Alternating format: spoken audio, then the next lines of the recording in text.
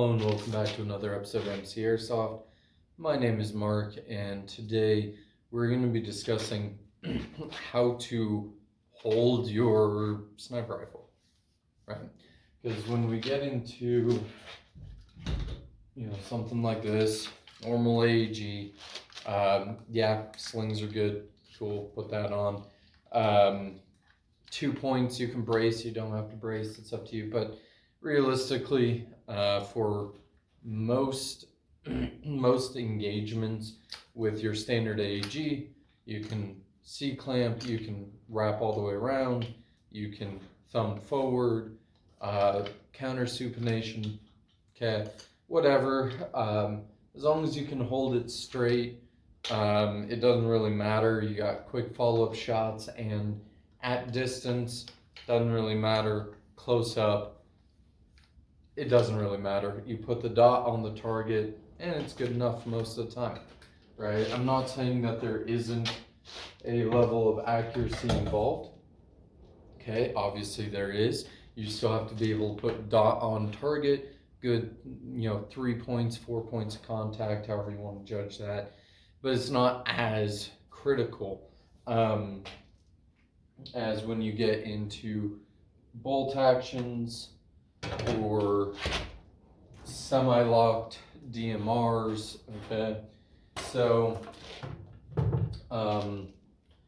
one thing on that note, I don't really ascribe to the faster follow-up shots that you see in a lot of videos for snipers. Yes, it's practical. Do I do it? Maybe unintentionally, maybe intentionally. One of the problems with that is Airsoft is a game. I know some people take it a little more seriously than others, but Airsoft is a game. Part of the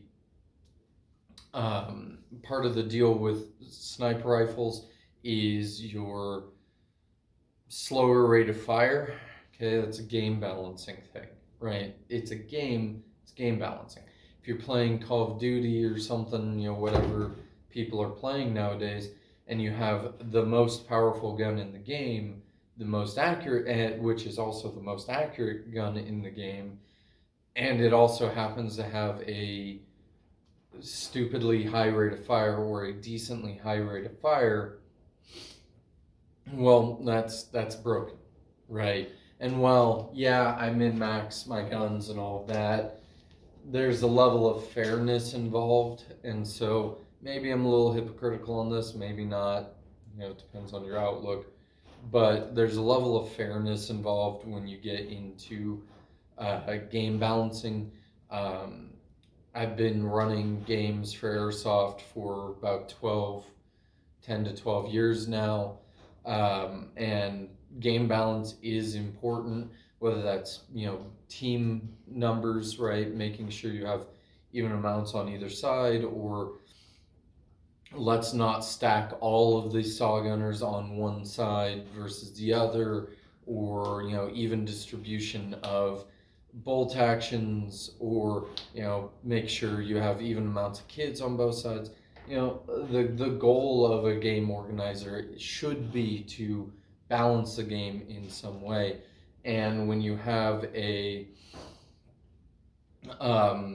let's say a sniper rifle, let's say a DMR that's shooting right at the limit, and it has a micro trigger in there, and LiPo battery, and you're able to pop, just rapid fire, kind of goes against the theme of the class. And two, you get some game balancing issues where if the DMR can fire as fast as the standard AEG, and the only thing you have to deal with is, some kind of minimum engagement distance, honestly not too bad if you're playing outside, kind of defeats the point. So I'm talking slow rate of fire, and that's important. Also, bolt actions inherently have a slower rate of fire, even if you have an HPA and you're not fighting the spring the whole time. So that's important for what we're talking about today. the reason that we're talking about how to hold your sniper rifle, and we'll say sniper rifle is a catch-all term for sniper rifles, DMRs, bolt-action sniper rifles versus semi-automatic sniper rifles versus, whatever else, whatever you're using in that sniper class. Okay, we're going to use sniper for a catch-all term. So the reason that it's important is because generally speaking, follow-up shots are slower and they are harder to come by. So you got to make those shots count, right? And also, if you're playing a little more stealthy of a sniper role, or you're taking a more critical shot where you don't want to alert the enemy, you want to make sure that the first round hits, right? Should be the goal of every person who is filling that sniper role, right? So, and yeah, there's some, I guess, debate on terminology and things like that, but that's kind of what we're going for. I've covered what I mean by sniper in previous videos. Go watch those. So, yeah, you want to make sure it fits. So we're going to start off with talking about how to hold a sniper rifle. We're going to be using this, which is my SSG-10. Did a whole build video series on it. Go watch those if you haven't already. But we're going to be using this. We'll probably transition with the DMR a little bit, but a lot of the things are similar. And we'll start off standing, because that is most of the shots you're going to take in Airsoft are probably going to be standing unsupported, right? Because you can have standing supported, you can bring out a monopod that extends all the way to the ground, or a tripod. You can get braced on that. You can, basically what you're doing is you're holding the monopod and maybe connecting to the rifle as well. So something like this, where I've locked one finger on one side, my thumb on the other, and you can hold the monopod and you can brace and you can get really set up, because the more stable you are, the more likely that first round is going to hit the target. But same with tripod. And so we'll talk about standing unsupported first. So first one is going to be your generic shooting position, right? Same as with the AEGs, extending out, something like this. Okay, the problem with this is the longer this lever is, the more it's going to start to move. Now you can get here quicker, right? Because the way your muscles are built, and going over into a counter supination position, okay, you can get there quicker, but it's not as stable, right? For those longer range shots. I would say counter supination is a little more stable than regular supination. For those of you who don't know, while I'm talking about this, supination, think about holding soup. Pronation, you drop the soup, okay? Nice and simple. So that's one way of doing it. It's going to be better at closer range, where you're just popping a shot and moving. But this is first thing to acknowledge with these is I see a lot of people complaining about the width of the grip. Obviously, if you have like an AR style pistol grip, not as big of a deal. But for these more traditional styles, which you see on these rifles, you see on the M40 series, the M24 series, a lot of these older rifles, you see them on M14 still, things like that. This more classic shape of stock, you don't generally, while you're shooting, you're not going to wrap your thumb around. The reason being is because if I wrap my thumb around, I really have to break my wrist, and it's uncomfortable unless I put my elbow up, and that's not good, because you want your elbow down, one, so it doesn't get shot, two, it increases your stability. This is much more stable than this, okay? And what we're going here for here is stability. So we wrap the thumb around, and just like a standard AR grip, we're going to try and line up our trigger finger with the trigger, right? So you can wrap your thumb around all the way to the side or let it rest over the top in a natural position. But, a lot of people are complaining about how big grips are on some of these guns because they're holding it like this. Now, I will say, if I have to run with this, okay, I might lock it in here, run with it like that, or I might run with it here, and I'm going to wrap my thumb around so I don't run the risk, as much of a risk of dropping it. So, but for shooting, you're going to put your thumb to the side, generally speaking. If the stock is bigger, that's going to be helpful for most people. If it's smaller, this one actually has a fairly small stock. You can wrap your thumb over the top and whatever's comfortable. So for quick shots, we might pop off here, which is one of the reasons why the cheek rest is important. So we can just snap it in, okay, everything's adjusted. And as long as we can get back to that same position every time, we're good. And we don't see scope shadow, it's fine. Okay, it's not as stable though. So the main grip that a lot of people are going to be, or should probably be using in this position, is going to be a sniper hold. Now, being that this has a magazine, we're going to come under the magazine with the elbow, okay?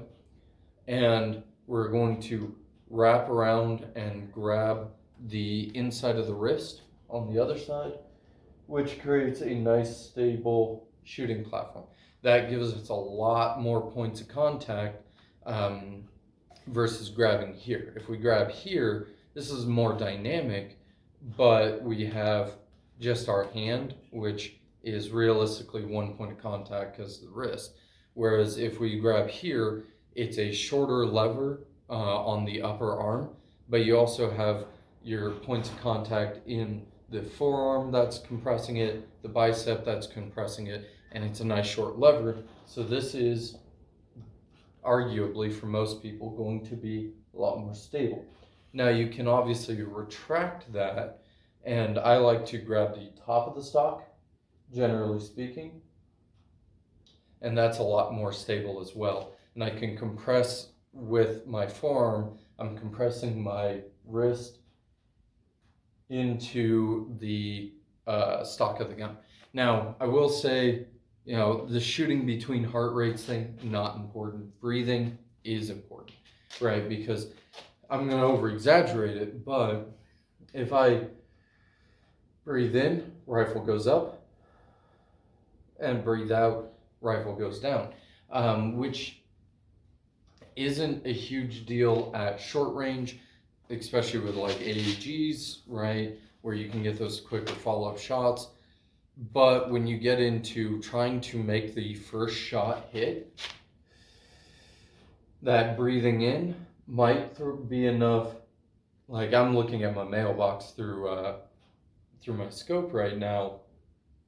Okay, I turned down to 3 power, and when I'm focused on the mailbox and I breathe in, now the mailbox is at the bottom of my scope. So obviously that's a little more drastic. If you take smaller breaths, it might not go up as much, right? But you get the idea. So we're looking to form a lot of points of contact. So the next grip, which is a little bit of an in-between, it's not as stable, but it is a little more dynamic, is to grip about where the trigger well is for me, or the trigger guard, magazine well, trigger guard, okay.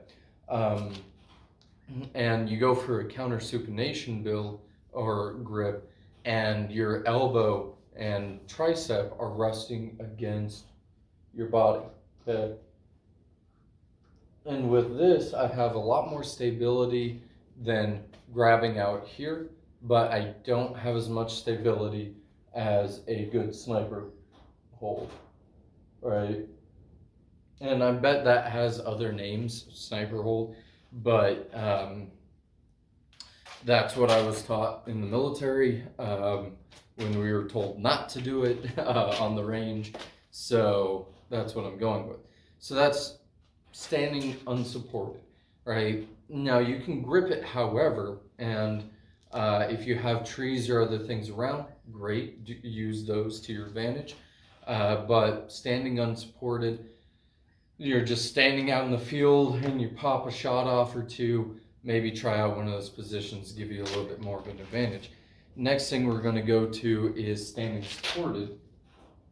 And for that, I have my handy dandy door, which I'm going to place right against my vise here. We'll get to the vise in a second. Okay, standing supported. Now, this could be a tree, this could be a wall, this could be a barricade. You could be kneeling behind it, which is recommended. But yeah, you get the idea. It is just my stand-in piece of cover. Okay, and now I'm a left-handed shooter. Okay, if you haven't noticed by my bolt being on the right side, my right hand being on the right side, yeah, I'm a left-handed shooter. Now, a right-handed shooter can breach the right side of the wall, and what you're going to do is take your left hand, form an L, grab that wall, okay? This is not a stable door, so it's a little tricky. I'm actually going to wrap my index finger around just to hold it in place, and you're going to use that L in your thumb to give you some stability, right? Now, for me, being a left-handed shooter, and this gives you another advantage that you're hiding closer behind cover, yeah? And you can do this on a windowsill or whatever as needed. As a left-handed shooter, what I'm going to do is grab the side of the cover. Now, I could just place my hand against the back if it is stable enough to do that, but this door isn't, so I'm going to grab a piece of cover, and I can actually vary my aim in either technique. Okay, I can vary my aim here or by moving side to side, okay? But I'm going to grab this piece of cover, I'm going to brace it right over the top of my wrist. I'm going to lay the rifle there, and this is really stable. Okay, as long as my hand doesn't start moving, we're good. Now, moving to the other side of the cover, okay, I can turn my hand over. I have less of a position, okay, or I have less of a stable ledge to shoot from, but I can turn my hand over, grab that piece of cover like this, okay, and shoot from the notch here, okay. From the notch that creates, I can pop out my hand a little bit, and I can use that as a stable rest. So same thing, if you are left-handed, or sorry, right-handed, you can do the same thing going to the other side, okay. Now, one thing of note, unless the rules require it, it's probably not a good idea to stick your barrel out windows, because that's a good way to get shot or get a grenade thrown into the room. But that's kind of the idea. Now you can combine that with other shooting positions. So if you're kneeling, you're going to want your knee, okay? You're going to want to form that good position. And then from there, you can grab the cover and do other things, and you can combine it. The more points of contact you have, the more stable it's going to be. So kneeling, maybe sitting, depending on what you're doing and how flexible you are, but you can kneeling, put that elbow into the bone of the knee, grab that piece of wall, piece of cover, whatever, and you can get behind it and lock in pretty easily. Okay? Because it doesn't do any good to just use the wall as cover, or it doesn't do as much good to just use the wall as cover if you can use it as a good shooting position too. So that kneeling position, okay, I'm going to use this as a rest. So that little knob in your knee, you have the knee cap on, for me, this is my right knee. So I'm going to place it on the left side into that little knob area, okay? And that's going to give me another point of contact. Now I can vary that up and go into a counter supination kind of positioning. Okay. The problem with this is it limits my ability, unless I shrug my shoulder, it limits my ability to shoot down. So I would need to then push out with the rifle, and it's about the same kind of stability as that, right? So that's an idea. And then you can, like I was saying, brace on the wall as well. You can trap the rifle between your hand and the wall, whatever works. So, and then the next position, the final thing we're going to talk about is shooting prone. Now you can do it one of two ways. We'll get to the bag in a second. Okay. Prone unsupported is basically you're laying down and you're holding the rifle, right? It's unsupported. But what you want to do is try and get your bones onto the ground, right? So prone unsupported, you go lay down, you're in your ghillie suit or whatever the case is, and you want to get right behind the rifle, but you want your elbows on the ground. Now I can again vary the elevation by moving forward and backwards with my hand. Okay, I can vary the angle slightly by moving my hands, but realistically should be moving my body behind the rifle. So if I need to get real low, or if I'm shooting down at an angle, I might even put the magazine onto the ground or something like that. That would be a little more supported. If you have an AR or something else with a magazine coming out the bottom, you can use the magazine as a kind of impromptu monopod. Be aware that fiddling with the magazine might cause it to have feeding issues, so keep that in mind. But I can vary this. I can even get real low and go into a sniper hold from prone, whatever works. If I have a bipod, and now bipods in Airsoft, a lot of people don't like them, a lot of people like them. I mostly use them for setting my rifle down so it's out of the dirt, but I can also get behind it, okay, sniper hold, and in a good position, right? I can get behind it like this and sniper hold, okay, good position like that. I can also barricade it or pull it into my body and get a little more stability out of it by grabbing the bipod itself. In this case, it's a grip pod, but you can use other kinds of bipods and just grab one of the legs. While you're shooting off of barricades, obviously you can put the bipod on it. You can also have the bipod collapsed, put it on it to vary the angle a little bit. One thing I like to do with more traditional bipods, unfortunately I don't have an example of it right now, is if they're laying out flat, you can put that on the barricade, get a little lower, and it keeps your rifle off the barricade, which, especially for DMRs, right, there's a little flex in the barrel. Same with the bolt actions, but it's not as drastic. But bipods are also heavy, they're not very useful for a lot of airsoft uses. If you're not overlooking an area for a while, if you're not going to be using it just to put it down, if you're not taking a few shots from a position, I would leave the bipod legs up so that way you can put it down, fire, next, and you can move. Okay, or you can use it on tree limbs, on barricades. You can press the bipod up against a tree to keep it away from your barrel. That's a habit I have mostly from real steel, okay, because free-floating barrels are a little wonky. So you don't want them being moved by your cover or whatever you're barricading against. It will throw off your shot. I'm not sure how much that would affect Airsoft. I could test that if people wanted to see it, but whatever. So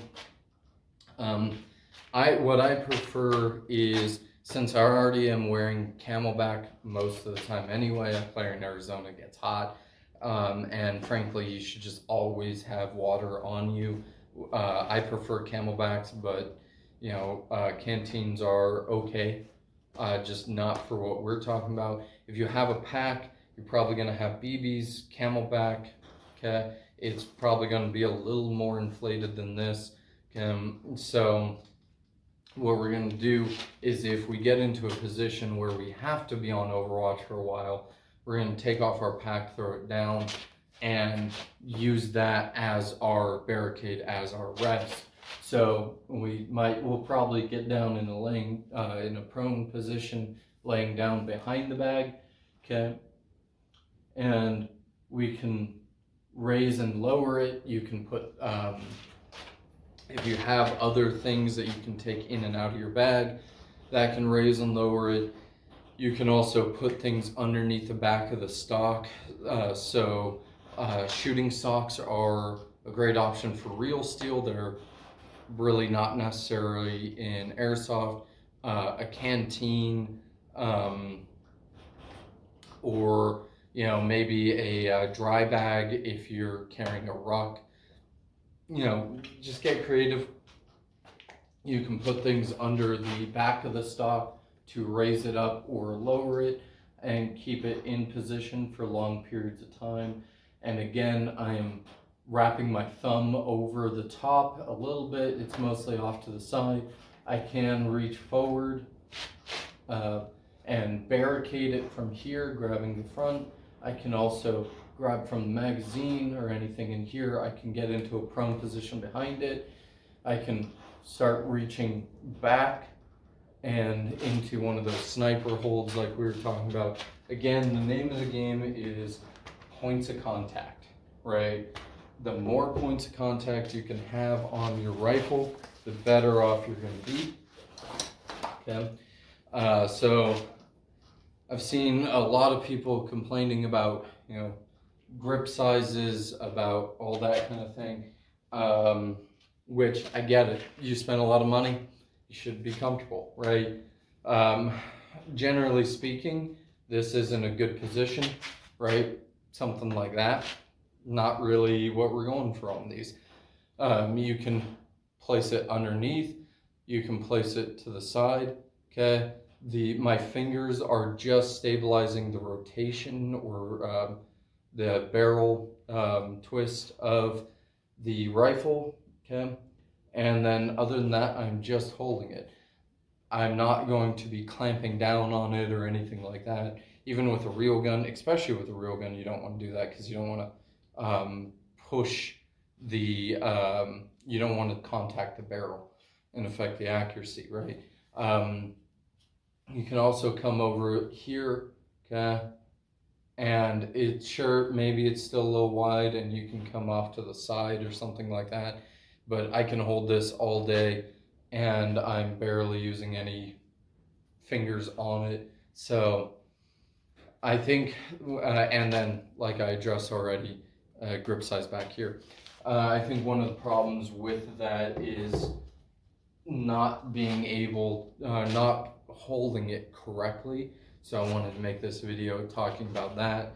And also some other ideas, seeing people shoot out windows and they're just standing unsupported when they have a nice wall they can use as support, or a window frame they can get down and use as support. Why not give yourself more advantages when it comes to accuracy? So, yeah, that's about it. If anyone has any questions, comments, concerns, go ahead and throw those down in the comment section and I'll get to those or make another video on it. But I thought, you know, if this helps some people get some more accuracy out of their guns, great. We all like hitting what we're shooting at. It's part of what makes Airsoft fun. So just hopefully people can get good information from this. And until next time, stay safe and stay hydrated.